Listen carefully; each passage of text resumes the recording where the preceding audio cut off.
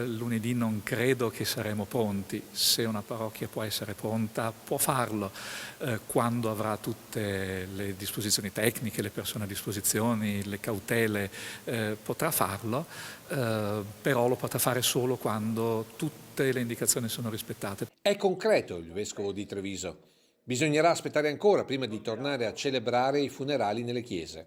E questo per rispettare le regole sanitarie contro il contagio. La norma fondamentale è quella che dobbiamo rispettare tutti, che è quella della distanza di almeno 1 metro, come ormai sappiamo tutti, però in una messa è più difficile, più complicata, ci sono delle regole in più per come si distribuisce la comunione.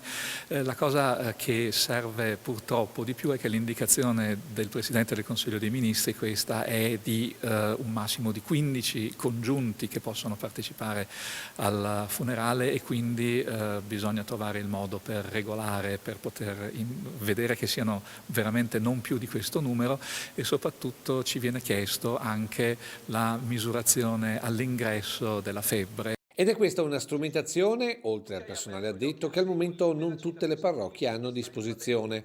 Anche perché alle entrate ci dovrà essere chi, oltre a contare gli accessi, dovrà prendersi la responsabilità di mandare indietro più di qualche parente. Se c'è qualcuno che avesse più di 37,5 che non potrebbe comunque uscire di casa, però dobbiamo invitarlo a non partecipare e a non entrare in chiesa. Perché, conclude Monsignor Tomasi, l'obiettivo è di non mettere in pericolo la salute di chi viene in chiesa. Perché ne va del principio fondamentale di impedire la diffusione del contagio. Le nostre celebrazioni servono, sono fondamentali e ci arriveremo con la dovuta pazienza.